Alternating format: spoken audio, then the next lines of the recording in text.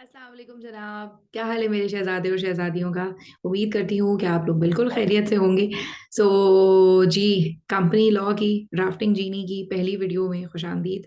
सबसे पहले मैं अपने शहजादे और शहजादियों से एक माजरत करना चाहूँगी कि वीडियो आने में बहुत देर हो गई, लेकिन मैं कुछ टेक्निकल डिफ़िकल्टीज़ का शिकार थी कि जिसकी वजह से ये वीडियो नहीं आ पा रही थी। अल्हम्दुलिल्लाह सारे मसले अब रिजॉल्व हो गए हैं और अल्लाह ने चाहा तो इंशाल्लाह आगे जो है वो वीडियोस का सिलसिला रेगुलरली चलता रहेगा और उसके अंदर कोई डिले नहीं आएगा। जनाब, सो कैसे हैं आप लोग? उम्मीद है कि आप लोग बिल्कुल खैरियत से होंगे। तो सबसे पहली बात दुआ कर लेते हैं कि अल्लाह ताला हमारी इस ड्राफ्टिंग जीनी के इस प्रोजेक्ट में मदद करें। ये प्रोजेक्ट बिल्कुल एकदम स्टार्ट हुआ और जब ये रियलाइज़ किया कि बहुत सारे बच्चे ऐसे हैं कि जिनके पेपर्स 40 पे फेल हो रहे हैं, जिनके पेपर्स 38 पे, 42 पे, 45 पे, 46 पे फेल हो रहे हैं। तो अल्लाह ताला ने ऐसे ही एकदम से दिमाग में डाल दिया कि उन बच्चों के लिए जो है वो कुछ किया जाए और उसके बाद ये प्रोजेक्ट जो है वो वजूद में आया। डेफिनेटली ये प्रोजेक्ट पहली दफ़ा परफॉर्म किया जा रहा है, तो कुछ टीथिंग प्रॉब्लम्स कभी-कभी आ जाते हैं। सो आई होप कि आप लोग जो है वो मेरे साथ कोऑपरेट करेंगे। ये ज़हन में रखिए कि मैं एक वन वुमेन आर्मी हूँ और ये जो प्रोजेक्ट है ये मैं क्योंकि अपने बिहाफ पर ही कर रही हूँ, तो इसलिए कभी-कभी कुछ इस तरह के प्रॉब्लम्स इसके अंदर आ सकते हैं। तो आप लोगों का बहुत-बहुत शुक्रिया कि आपने इस वीडियो के अंदर जो डिले आया, उस मामले में मेरे साथ कोऑपरेट किया। विदाउट फर्दर अडू हम जल्दी से जो है वो अपने काम की तरफ बढ़ते हैं और जल्दी से हम डिस्कस कर लेते हैं आज की पहली वीडियो और आज की पहली वीडियो की पहली बात, जो कि है चैप्टर 1 कंपनी का इंट्रोडक्शन। अच्छा जी। सो जो हमारी कंपनी है,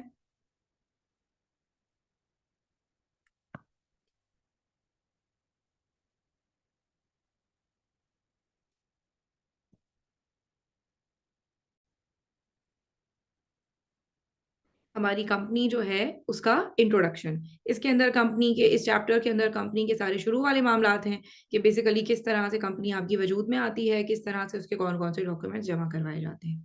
अब इसके अंदर जो क्वेश्चंस थे ना वो काफ़ी सिंपल किस्म के क्वेश्चंस थे। तो मैंने इसके अंदर से 2 थोड़े से ट्रिकी किस्म के क्वेश्चंस चूज़ किए हैं ताकि मैं आपको उनका फॉर्मेट बताऊँ। लेकिन जनरल फॉर्मेट तो आपको मैं सारे ही क्वेश्चंस का एक तरीके से बता दूँगी। ठीक है? सो शुरू करते हैं बिस्मिल्लाहिर्रहमानिर्रहीम। सबसे पहले हमारे सामने जो सवाल है वो है आपका ऑटम 12 का सवाल है और इस सवाल के जो नंबर हैं वो इस सवाल के नंबर 4 हैं। क्वेश्चन नंबर 3 बी कहते हैं the board of directors of Sunrise private limited. अब देखिए सवाल पढ़ने का तरीका, इस तरह की जो भी चीजें हैं वो फौरन से साथ-साथ आप हाइलाइट करते जाएंगे। ये हाइलाइटर ले लेती हूँ। The board of directors of Sunrise private limited are planning to raise funds amounting to rupees 80 million from the general public to meet the cost of expansion of its production capacity. ये अपनी production capacity बढ़ाना चाहते हैं और ये general public से funds इकट्ठे उसके लिए करना चाहते हैं। मसला इसके अंदर क्या आ रहा है कि इनका जो ऑथोराइज्ड और पेड अप कैपिटल है इस वक्त वो 200 मिलियन है। जल्दी से बता दूं, कुछ बच्चे हैं कि जिन्होंने शायद अभी ये टॉपिक ना पढ़ा हो, वैसे तो चैप्टर 1 में डिस्कस किया जाता ही है। ऑथोराइज्ड कैपिटल सिर्फ और सिर्फ एक इजाजत होती है एक कंपनी को कि वो मैक्सिमम इतने लेवल के इतनी अमाउंट तक शेयर्स इशू कर सकती है। ऑथोराइज्ड कैपिटल इटसेल्फ कोई भी चीज नहीं है। Authorised capital is nothing but an इजाजत that a company can issue shares up to this limit. दूसरी चीज होती है आपकी पेड अप कैपिटल या जिसको इशूड कैपिटल भी कहा जाता है। पेड अप कैपिटल वो है कि जहां पर आपके शेयर्स इशू किए जाते हैं और आपके शेयर्स एक्चुअली जनरल पब्लिक के या जो अगर आपकी प्राइवेट कंपनी है तो जो भी आपके शेयर होल्डर्स हैं उनके पास आपके शेयर्स एक्चुअली होते हैं और उन शेयर्स की मद में एक्चुअली आप कैश रिसीव कर चुके होते हैं। कैश डेबिट और शेयर कैपिटल क्रेडिट हो चुका होता है, वो होता है आपका पेड अप या issued capital. Authorised capital is nothing but a limit कि आप इससे ज्यादा का शेयर कैपिटल इशू नहीं कर सकते। इस क्वेश्चन के अंदर प्रॉब्लम क्या है, यहां पर इन्होंने अपने ऑथोराइज्ड कैपिटल की टोटल लिमिट इस्तेमाल कर ली है और अब ये उससे ज्यादा का शेयर कैपिटल इशू करना चाहते हैं, लेकिन क्योंकि ये टोटल लिमिट इस्तेमाल कर चुके हैं, तो ये अब उससे ज़्यादा का शेयर कैपिटल इशू नहीं कर सकते। That is the problem that is mentioned in the question. सबसे पहले हम देख लेते हैं कितने इसके मार्क्स हैं। अब आ जाते हैं हम स्टेप्स की तरफ कि जैसे ही आपके सामने एक सवाल आएगा, आपने उस सवाल को अप्रोच कैसे करना है। अब देखो बेटा प्रॉब्लम क्या है? प्रॉब्लम ये है कि हम जैसे ही पेपर के अंदर सवाल दिखते हैं ना, तो हम कहते हैं हाँ, ये तो आता है, ये तो आता है। धड़ाधड़, धड़ाधड़ हम लिखना शुरू कर देते हैं। प्रॉब्लम ये होती है कि हम उस सवाल को अप्रोच करने का एक प्रॉपर तरीका आज़माते नहीं हैं, जिसकी वजह से हम सवाल को फ़ौरन से सॉल्व करना शुरू कर देते हैं। मिडवे जाके हमें एहसास होता है कि ये तो इसमें पूछा ही नहीं गया था, या इतने तो इसके नंबर ही नहीं थे जितना मैंने इसमें लिख दिया है। समझ रहे हैं? या ये तो इसके अंदर प्रोविज़न लगनी ही नहीं थी, मैं तो कहीं और निकल गया। माफ़ करना इधर-उधर निकल जाता हूँ। तो इसलिए बेटा ये बहुत ज़्यादा इम्पोर्टेंट है कि आप इन स्टेप्स को रट लीजिए और जितने भी सवाल आप सॉल्व करें, भले आप घर में सॉल्व करें, भले आप एग्ज़ाम हॉल में सॉल्व करें, आपने यही स्टेप्स हर सवाल में लड़ाने हैं। ठीक है? सबसे पहला जो आपका स्टेप है वो होगा कि मार्क्स कहते हैं कि जी कितने नंबर हैं इस सवाल के, क्योंकि इससे आपके नंबर ऑफ पैराग्राफ्स डिटरमिन होते हैं। कहते हैं कि अगर 1 से 2 मार्क्स हैं, तो 1 पैराग्राफ के अंदर जवाब दे दिया जाएगा। अगर 3 मार्क्स हैं, तो 2 पैराग्राफ कम से कम लिखे जाएँगे और अगर 4 से ज़्यादा या 4 यानी 4 या 4 से ज़्यादा नंबर्स हैं, तो 3 पैराग्राफ लिखे जाएँगे। एक बहुत ही इम्पोर्टेंट बात कि जो कंपनी लॉ के पेपर में मुख्तलिफ होती है बिजनेस लॉ के पेपर से, वो ये बात है कि कंपनी लॉ के पेपर के अंदर प्रोसीजर बहुत ज़्यादा आता है। कंपनी लॉ के पेपर के अंदर वो आपसे पूछ लेगा, बताओ कंपनी रजिस्टर करनी है, इसके प्रोसीजर बताओ। ये जो सवाल होता है, इसकी फ़ॉर्मेटिंग बिल्कुल मुख्तलिफ होती है। इस सवाल को इसीलिए आप देख लीजिए कि मैंने बिल्कुल मुख्तलिफ करके लिखा है। ये देखिए यहाँ पर तो मैंने नंबर के हिसाब से बात की है ना, कि जी 1 से 2 नंबर, 1 से 2 नंबर, इतने नंबर, यहाँ पे तो मैंने ये बात की है, ठीक है। लेकिन उसके बाद अगर आप नीचे जाकर देख लें, तो मैंने बात की है प्रोसीजरल सवाल की।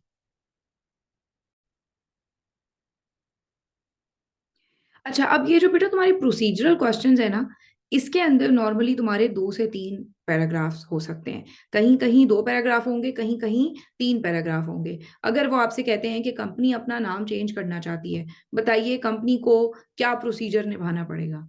यहाँ पर आपको देखना पड़ेगा कि 2 पैराग्राफ लगेंगे या 3 पैराग्राफ लगेंगे। अगला जो क्वेश्चन मैंने चुना है ना, इसके बाद वाला, वो जान के मैंने एक प्रोसीजरल सॉर्ट ऑफ एक क्वेश्चन चुना है।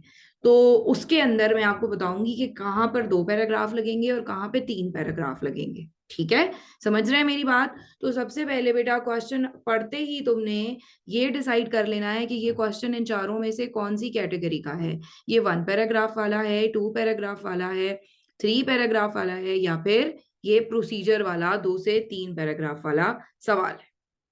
उसके बाद तुमने ये डिसाइड कर लेना है कि प्रोसीजर के अंदर ये 2 पैराग्राफ वाला है या 3 पैराग्राफ वाला है, और वो मैं तुम्हें अभी आगे जाकर बता दूँगी। अच्छा, उसके बाद तुमने फ़ौरन से अपना एक माइंड मैप अप्रोच करना है। तुमने कहना है कि अच्छा, ये जो सवाल है, ये सवाल आया है authorised and paid up capital से, ठीक है? और उसके बाद तुमने सोचना है कि यार यहाँ पर ना ऑथोराइज़्ड कैपिटल की लिमिट पहुँच चुकी है और ये लोग ऑथोराइज़्ड कैपिटल की लिमिट अब ऑब्वियसली एक्सीड कर नहीं सकते और ये लोग अब जो है वो शेयर कैपिटल मज़ीद इश्यू कर नहीं सकते। इसलिए अब मेमोरेंडम ऑफ एसोसिएशन के अंदर करनी पड़ेगी अल्टरेशन। और ये आपके साथ आईकैप ने एक छोटा-सा मज़ाक किया था। आईकैप ने आपको सवाल में देखो क्या पूछा है, मैं पीछे चलती हूँ और अभी तुम एकदम अपना दिमाग पकड़ लोगे। सवाल में देखो सवाल में कहते हैं advise the company about the changes that would be required to be incorporated in its articles. Memorandum उन्होंने पूछा ही नहीं। यहाँ पर वो बदमाश लोग ये इंप्रेशन देते रहे कि ऑल्ट्रेशन करनी पड़ेगी शेयर कैपिटल वाली जो ऑथोराइज कैपिटल वाली क्लॉज होती है उसके अंदर, और यहाँ पर ऑथोराइज कैपिटल बढ़ाना पड़ेगा और ये करना पड़ेगा और वो करना पड़ेगा। आप तो उस ट्रैक पे निकल गए। जबकि सवाल की रिक्वायरमेंट पढ़ो तो कहते हैं आर्टिकल्स में क्या चेंज करने हैं। इसीलिए मैं आपसे कह रही हूँ बेटा कि आपने सवाल की रिक्वायरमेंट पे, सवाल के एक एक लफ्ज पे कैपिटलाइज करना है। कंपनी लॉ के पेपर में खास तौर पे आई कैप की पुट्ठी हरकतें बहुत कर रहा है। कंपनी लॉ के पेपर के अंदर मैं हमेशा कहती हूँ कि आउट ऑफ द बॉक्स सवाल नहीं आ रहा है, very far from the box सवाल आ रहा है, but the answer is in the box. जरा मेरी बात पे गौर करना।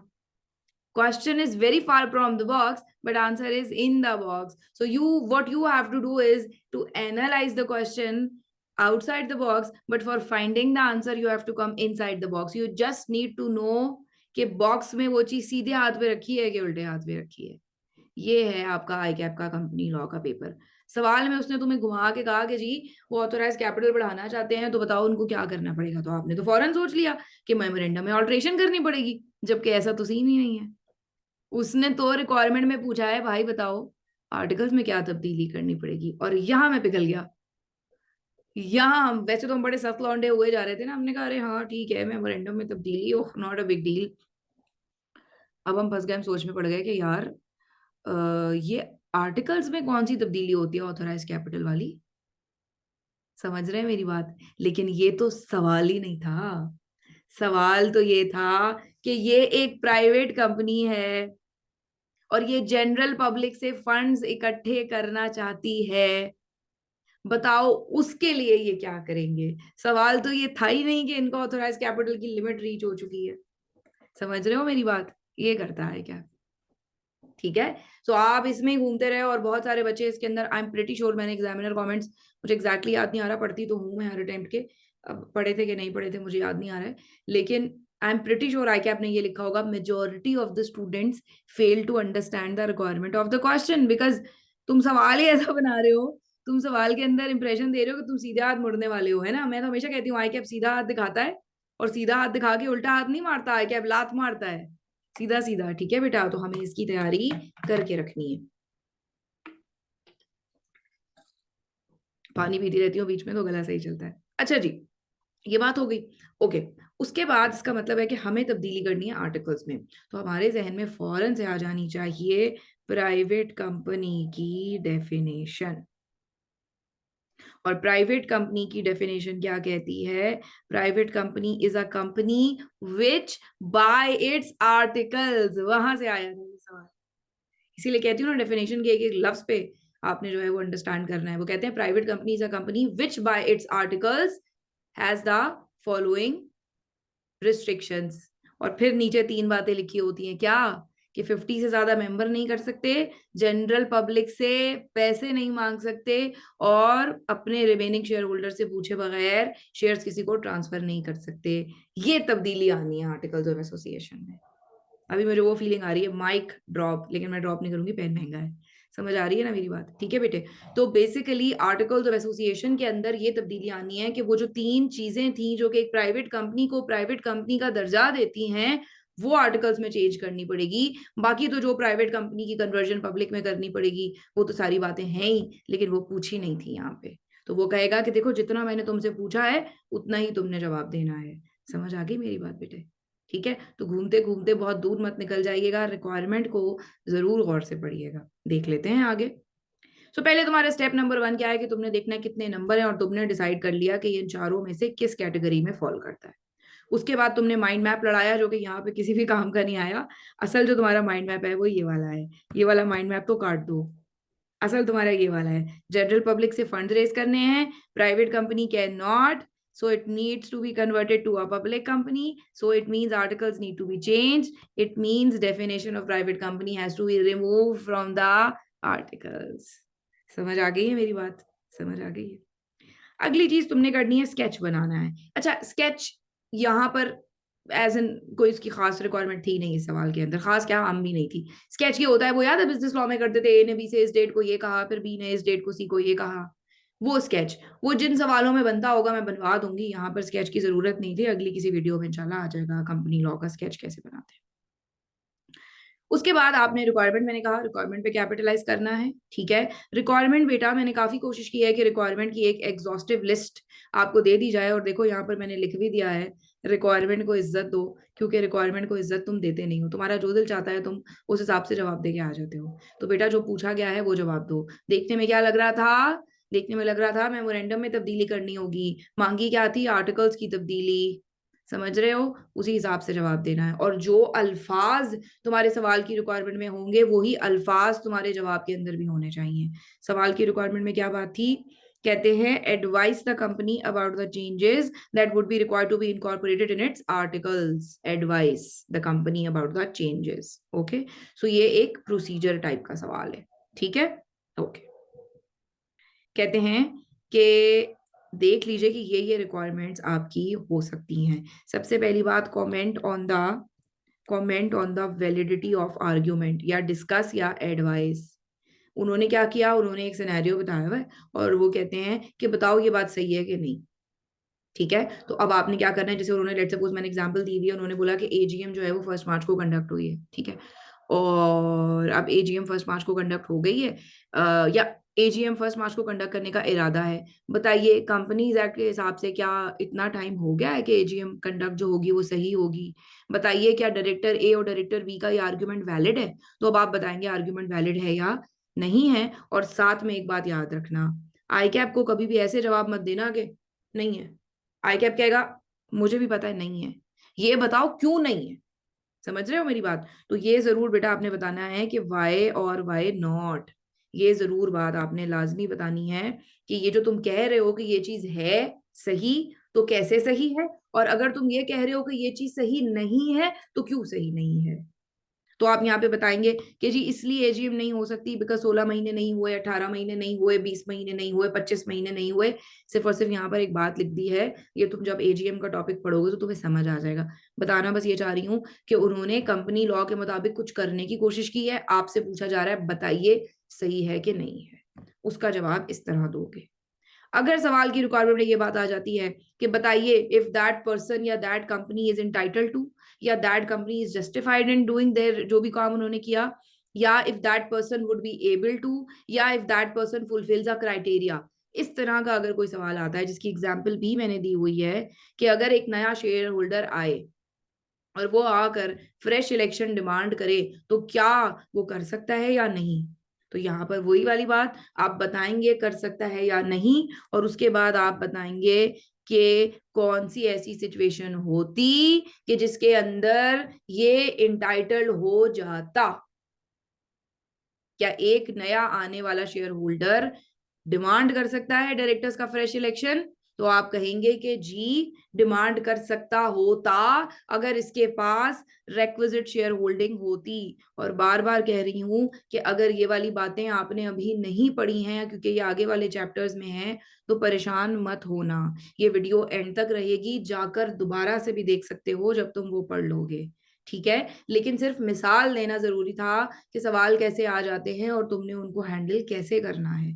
तो अगर वो ये कहते हैं कि जी ये बताइए कि क्या वो इलेक्शन, ये फलाना बंदा आया है इतने परसेंट वोटिंग पावर लेके, तो इतने परसेंट शेयर होल्डिंग लेके, तो बताइए क्या ये नया इलेक्शन डिमांड कर सकता है? तो आप बोलेंगे नहीं कर सकता। और अगर सवाल में उन्होंने पूछ लिया कि क्या सिचुएशन होती कि जिसके अंदर ये डिमांड कर पाता, तो फिर आपको वो सिचुएशन बतानी है कि अगर इसके पास रेक्विजिट शेयर होल्डिंग होती तो ये डिमांड कर पाता।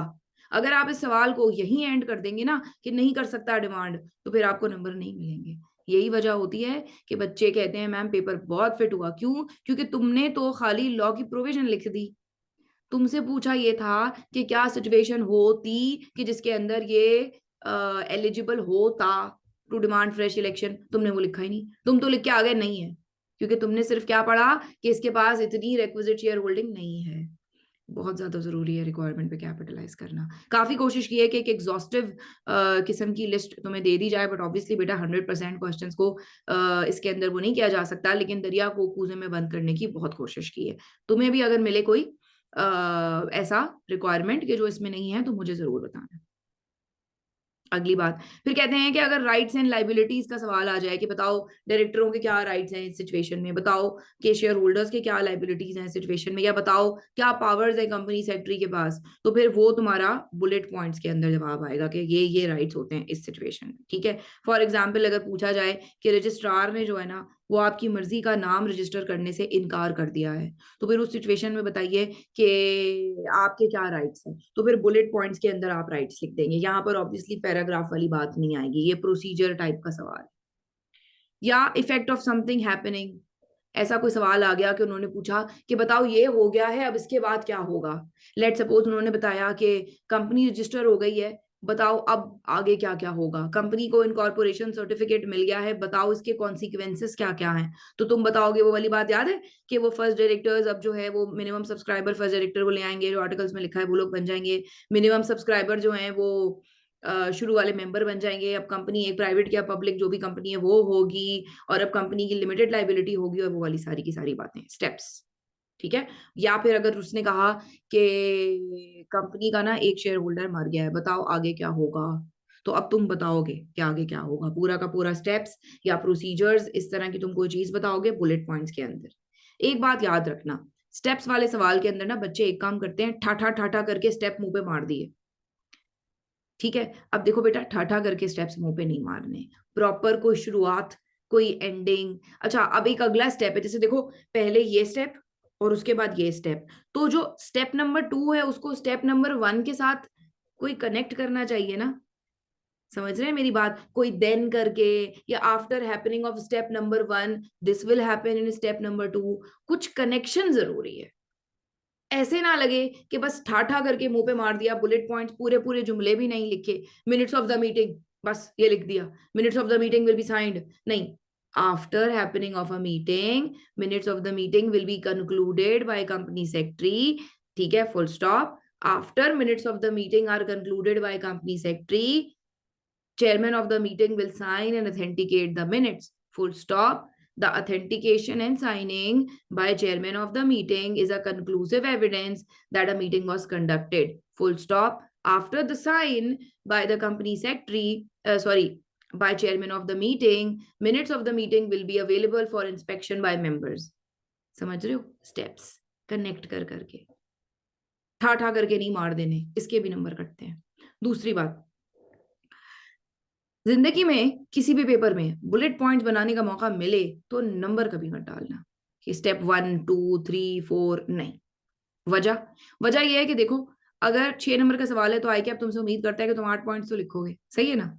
अब तुम्हें याद थे 5, यानी 6 भी याद नहीं थे पूरे, अल्लाह ना करे अल्लाह ना करे, तुमने 5 लिख दिए और बड़े फखर के साथ 1 2 3 4 5, वो तुम्हारा पेपर चेक करने आया और उसने देखा कि लो जी, ऐसा ये महाशेर है कि इसने 8 इसको लिखने चाहिए थे, 6 नंबर थे, इसने तो 6 भी पूरे ना लिखे, उसको वही गुस्सा आ जाएगा।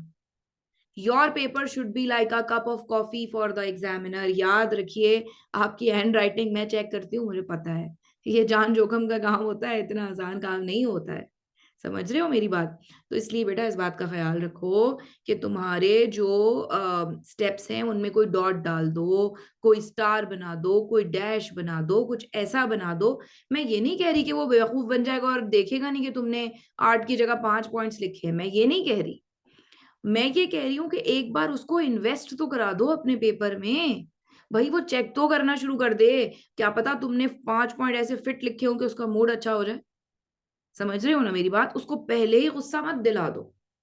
ठीक है, ओके। अगर प्रोसीजर ऑफ डूइंग समथिंग उन्होंने पूछा, उन्होंने कहा जी बताइए डायरेक्टर का इलेक्शन कराना है, आप एक कंपनी लॉ के एक्सपर्ट हैं, बताइए इन लोगों को एडवाइस कीजिए डायरेक्टर का इलेक्शन कैसे कराया जाता है। यहाँ पर भी आप पूरा का पूरा स्टेप वाइज प्रोसीजर लिखेंगे कि 35 दिन पहले जो है वो बोर्ड ऑफ डायरेक्टर डिसाइड कर लेगा कि जी इतने नंबर ऑफ डायरेक्टर्स हमने फिक्स करने हैं। उसके बाद क्या होगा, उसके बाद अगले स्टेप के अंदर 21 दिन का वो नोटिस जारी कर देंगे कि जो जो लोग इलेक्शन में खड़े होना चाहते हैं वो कंटेस्ट कर दें। उसके बाद क्या होगा, कम से कम 14 दिन पहले सारे के सारे जो लोग इलेक्शन में कंटेस्ट करना चाहते हैं वो अपने कागजात जमा करा देंगे, एंड सो ऑन।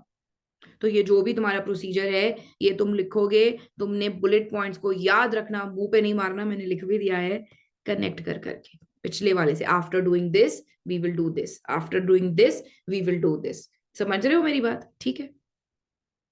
उसके अलावा एक रिक्वायरमेंट और भी हो सकती है, what are the remedies available, या what are the relaxations available, या व्हाट आर द एग्जम्पशंस। एक चीज जो कि मैं यहाँ लिखना भूल गई, अभी तुम्हारे सामने ही लिख देती हूँ यार, फिर भूल जाऊंगी।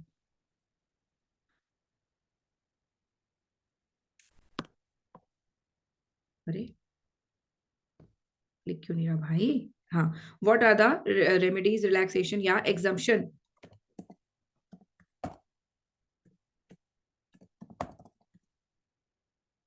अवेलेबल। ठीक है, तो अब इस सिचुएशन के अंदर आप क्या करेंगे? आप बताएंगे कि अगले के पास ये रेमेडी है, ऐसा हुआ रजिस्ट्रार ने इनका नाम जो इनको चाहिए था ना वो रखने से इनकार कर दिया। What are the remedies available, तो आप बोलेंगे भाई इनके पास ये रेमेडी है कि ये एससीसीपी के पास चले जाए, और एससीसीपी का डिसीजन जो होगा, जो फाइनल होगा इस मामले में। ठीक है, सो वो भी आपने स्टेप बाय स्टेप। अगर तो कोई रिलैक्सेशन है, कि जैसे एनपीओ के केस में, नॉट फॉर प्रॉफिट के केस में ऐसा होता है ना कि उनको ये रिलैक्सेशन मिलती है कि वो अपने नाम के आगे लिमिटेड ना लगाएं, तो यहाँ पे भी स्टेप बाय स्टेप आपने एलिजिबिलिटी क्राइटेरिया डिफाइन करना है। ठीक है, अगर तो ऐसा आ जाता है कि जी वो कहते हैं कि बताओ रिटर्न फाइल नहीं किया ना, एनुअल रिटर्न, तो कोई है एक्सटेंशन, या एजीएम नहीं कराई तो कोई एक्सटेंशन है, तो कहते हैं कि हाँ जी इनको इतने दिन की एग्जामेशन मिल सकती है, तो उसका प्रोसीजर क्या है, कौन देगा वो एग्जामेशन, ये सारी की सारी बातें आपने यहाँ पे लिखनी होगी कि उस एग्जामेशन के लिए एलिजिबल होने के लिए इनको ये कंडीशंस हैं कि जो माननी पड़ेंगी। सो आई होप कि आपको रिक्वायरमेंट्स समझना समझ आ गया है। गौर करना मैंने क्या बोला है, रिक्वायरमेंट समझना समझ आ गया है कि रिक्वायरमेंट को कैसे समझा जाएगा और उसके हिसाब से कैसे अपना आंसर प्लान किया जाएगा। अगला स्टेप तुम्हारा क्या होगा, तुम्हें टाइप ऑफ क्वेश्चन डिफाइन करना है। तुम्हें देखना है कि ये सवाल है किस टाइप का। कभी कभी सवाल टू दी पॉइंट आता है, बताइए डायरेक्टर का इलेक्शन कैसे लड़ा जाएगा, ऐसा सवाल। बताइए कौन सी कंपनियां हैं जो अपने नाम के आगे लिमिटेड ना लगाएं, ऐसा सवाल सीधा। किसी कंपनी का नाम नहीं है, किसी अहमद, राशिद, साजिद, हामिद, अलीना, समीना, फरहीना, किसी का नाम नहीं है, किसी एक्सवाईजी लिमिटेड का, किसी पीक्यूआर लिमिटेड का, किसी का भी नाम नहीं होता। स्ट्रेट सवाल होता है, इसका जवाब भी स्ट्रेट ही दिया जाता है, ठा करके बस।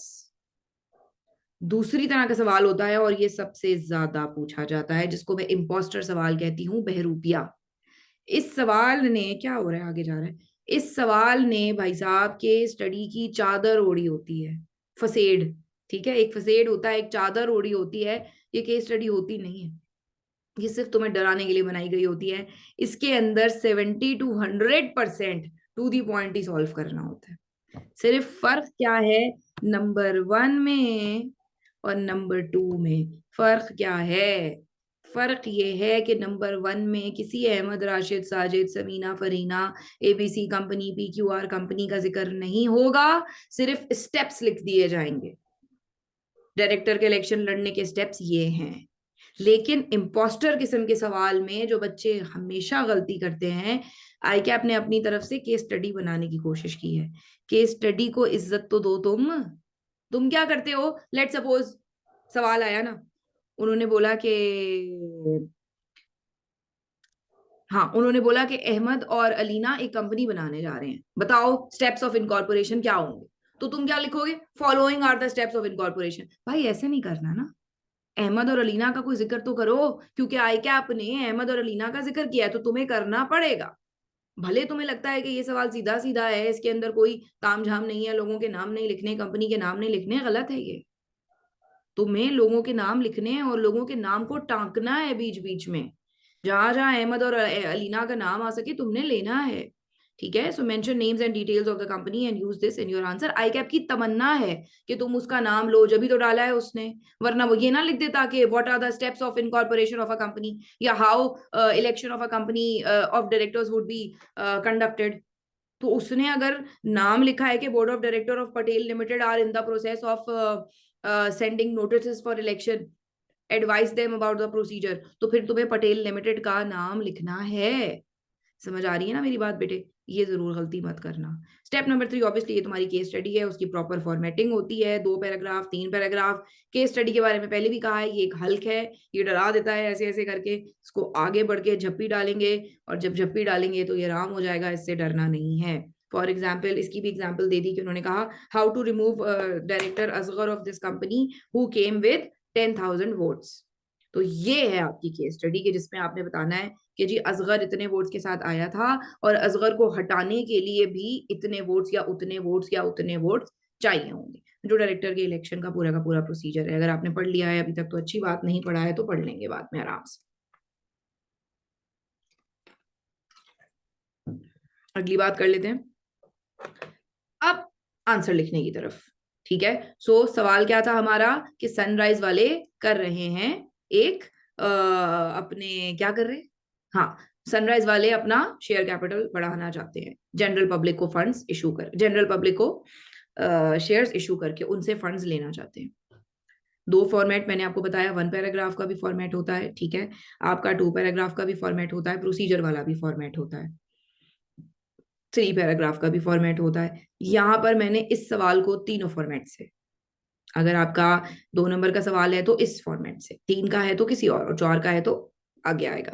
कहते हैं कि जी to fulfil the objective of raising funds from general public following restriction should be remove from articles of association of Sunrise private limited. मैंने तुमसे कहा था ना बेटा इज्जत देनी है, आई कैप ने जब नाम लिखा है तो तुम कौन होते हो, नाम मिटाने वाले सनराइज का।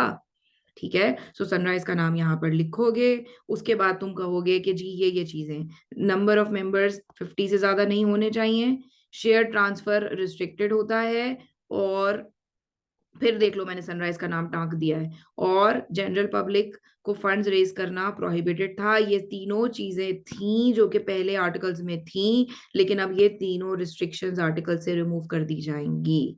तो फिर ये कंपनी को इजाजत होगी कि ये जनरल पब्लिक से फंड्स रेज कर सकेगी। और चौथी चीज जो इंपॉर्टेंट थी यहाँ पे कि डेफिनेटली इनको नाम से अपने प्राइवेट हटाना पड़ेगा और पब्लिक में कन्वर्ट करना पड़ेगा। इसके अलावा इस सवाल में और कुछ भी रिक्वायर्ड नहीं था। ठीक, 2 पैराग्राफ के फॉर्मेट में इसी को कैसे लिखेंगे देख लेते हैं। कहते हैं लॉ की प्रोविजन का पहला पैराग्राफ, दूसरा पैराग्राफ कंक्लूजन का। एक बात बेटा याद रखना, ये जो हेडिंग्स तुम्हें यहां नजर आ रही है ना, ये जो हेडिंग्स तुम्हें यहाँ नजर आ रही हैं पेपर में नहीं डालनी है, ये सिर्फ तुम्हें नजर आ रही होंगी, ये पेपर में तुमने लिखना नहीं है, तुमने बस पैराग्राफ की फॉर्म में बात करनी है। ठीक है, as per the provisions of companies act, private company subject to some restrictions that are mentioned in articles of association of such company in order to be able to be registered as a private company. Such restrictions include maximum number of members to be 50, restricted share transfer and inability to raise funds. तुम देख रहे हो मैंने कितनी खूबसूरती से यहाँ law की प्रोविजन एक लाइन में लिख दी है। क्यों? क्योंकि नीचे लॉ की प्रोविजन लंबी आनी है, ऊपर मैंने छोटी सी लिख दी है लॉ की प्रोविजन। ऐसे सीखो करना, ये रेपिटेशन बिल्कुल नहीं है।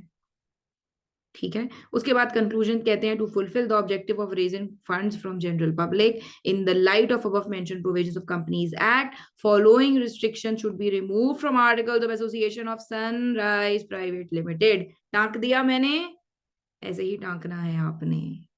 ठीक है, दूसरी बात, प्रोविजन ऑफ लॉ का जो पैराग्राफ है उसमें कंपनी का नाम नहीं आएगा, उसमें सिर्फ और सिर्फ क्या आएगा, उसमें सिर्फ और सिर्फ लॉ की प्रोविजन आएगी। कंक्लूजन के पैराग्राफ में कंपनी का नाम आएगा।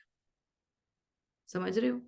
ठीक है, फिर यहाँ पे पूरी बात वही वाली रिपीट हो रही है कि नंबर ऑफ शेयर एक्सीड नहीं करेंगे, ये सारी रिस्ट्रिक्शंस रिमूव कर दोगे जो हम पढ़ के आए हैं। ठीक, इसी सवाल को 3 पैराग्राफ फॉर्मेट पे ले चलते हैं। तो पहले पैराग्राफ में ब्रीफ सा सिनेरियो कहते हैं the board of directors of Sunrise private limited are planning to raise funds amounting sorry मैं आगे अमाउंट खा गई, छोड़ दो, अमाउंटिंग को काट दो। ठीक है, planning to raise fund from the general public but it has reach the maximum limit of is authorise capital. देखा है कितनी लंबी बात थी, दरिया को कूजे में बंद कर दिया। सिनेरियो इंतहाई ब्रीफ होगा, बहुत लंबी बात सिनेरियो में करने की जरूरत नहीं है।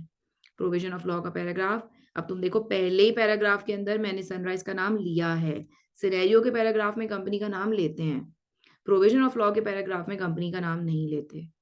प्रोविजन ऑफ लॉ के पैराग्राफ में सिंपल सिंपल बात करते हैं, कहते हैं कि जी लॉ ये कहता है इस बारे में कि अगर किसी कंपनी के आर्टिकल्स में प्राइवेट कंपनी के तौर पे वो रजिस्टर हुई हुई है तो उसके आर्टिकल्स में ये वाली सारी चीजें होंगी।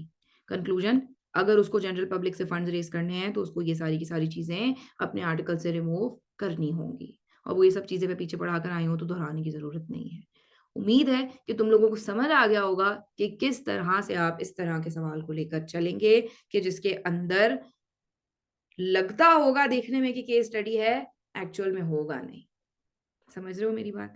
ठीक है, इम्पोस्टर सवाल था ये, लेकिन हम क्यों क्या करते हैं इंपोस्टर सवाल के अंदर, सिर्फ और सिर्फ एक आउटसाइडर की तरह हम सवाल से ना तकल्लुफ तकल्लुफ करके उसका आंसर लिख के आ जाते हैं, घुसते नहीं है उस सवाल के अंदर कि मैं जरा करूं तो इनके नाम क्या है, पता तो करूं, अहमद, साजिद, असलम, समीना, फरीना, आतिया, आलिया, समझ रहे हो? ये जरूर करो। एक तकल्लुफाना जवाब नहीं देना, बल्कि खुल के जवाब देना है, अंदर घुस के जवाब देना है तुमने, इसके खानदान में घुस जाओ। ठीक है, अगला सवाल। अगला सवाल कहते हैं, सिंपल सवाल है, कहते हैं ऐसी ऑर्गेनाइजेशंस जो कि यूजफुल ऑब्जेक्ट्स के लिए काम कर रही हो, वो लिमिटेड लाइबिलिटी तो कंपनी बना सकती हैं, लेकिन वो चाहें तो लिमिटेड का लफ्ज अपने नाम के साथ इस्तेमाल ना करें। बताइए कौन सी ऐसी कंडीशंस हैं और कौन सी ऐसी अथॉरिटी है कि जो ये इजाजत दे सकती है, और कौन सी कंडीशंस हैं कि जिनका सेटिस्फाइड होना जरूरी है ऐसी इजाजत को लेने के लिए। फौरन से तुम्हारा दिमाग दौड़ेगा। सवाल कौन सी टाइप का है? टाइप 1 का। स्ट्रेट सवाल है, किसी का भी नाम नहीं है, टाइप 1 का सवाल है, राइट? ठीक, फौरन से तुमने स्केच बनाना है, तुमने कहना है एग्जाम्शन, ठीक है, लिमिटेड, तुमने कहना है हाँ यार एनपीओ को ऐसी एग्जाम्शन मिलती है, लेकिन एक एलिजिबिलिटी क्राइटेरिया होता है, वो निभाना पड़ेगा, और अथॉरिटी ऐसी सीपीएस के लिए। ठीक है, मार्क्स इसके तुमने देख लिए कितने मार्क्स थे भाई? 4 नंबर है। तुमने कहा यार 4 नंबर है, मतलब इसको 3 पैराग्राफ के अंदर तो लिखना होगा, लेकिन है ये बिल्कुल ही स्ट्रेट सवाल। ठीक है, अगेन इस सवाल को हम देख लेते हैं कैसे सॉल्व करेंगे। रिक्वायरमेंट्स को सबसे पहले देख लो, इसकी क्या रिक्वायरमेंट है? इसकी जो रिक्वायरमेंट है ना बेटा, वो ये वाली है। ये कौन सी रेमेडी, कौन सी रिलैक्सेशन और कौन सी एग्जाम्शन अवेलेबल है, कि अगर वो अपने नाम में लिमिटेड ना लगाना चाहें तो एग्जाम्शन का क्राइटेरिया क्या है। ये लिख दिया था मैंने यहाँ पर पहले ही, एलिजिबिलिटी का क्राइटेरिया। फौरन से तुमने सोचा और अब तुम पढ़ना शुरू हुए। ठीक, क्वेश्चन की टाइप तुमने आइडेंटिफाई की, तुमने कहा यार ये तो टू द पॉइंट वाला सवाल है। सही है ना? है ना टू द पॉइंट वाला सवाल? सीधा सीधा है, कंपनी का कोई नाम नहीं है, किसी का भी कोई नाम नहीं है, तो ये तो जी आसान तरह से हो जाएगा, घुसने की जरूरत ही नहीं है। सिनेरियो, क्योंकि कोई है ही नहीं, जाहिर है कंपनी का कोई नाम ही नहीं है, कुछ भी नहीं है, तो सिनेरियो का पैराग्राफ तो खाली ही जाएगा। लेकिन फिर आगे आपका ये प्रोसीजर का पैराग्राफ होगा और आपका कंक्लूजन का पैराग्राफ होगा, क्योंकि ये प्रोसीजरल सवाल है। आपने लिख दिया as per the requirements of companies Act, to qualify for exemption from using limited in a company's name, the company shall have the following characteristics. Company company company किए जाऊंगी, क्योंकि कंपनी का नाम तो कोई है नहीं। क्या कहते हैं? कहते हैं the company shall be form for promoting a useful object and not for earning profits. ठीक है, और ये यूजफुल ऑब्जेक्ट के अंदर क्या क्या चीजें हैं आपकी? यूजफुल ऑब्जेक्ट के अंदर आपकी हैं